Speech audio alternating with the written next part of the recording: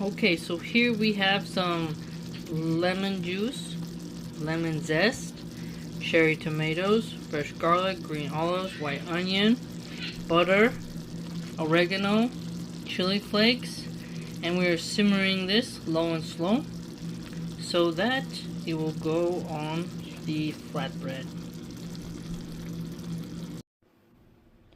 Alright, let's get this beautiful baby into the oven. Alright, mashallah. Turned out really well. Quite aromatic, I must say. Fresh garlic really does make a difference. Let this cool and then slice it up. Absolutely superb flavor. The lemon zest is such a nice touch with the spiciness of the chili flakes. Mashallah tabarakallah.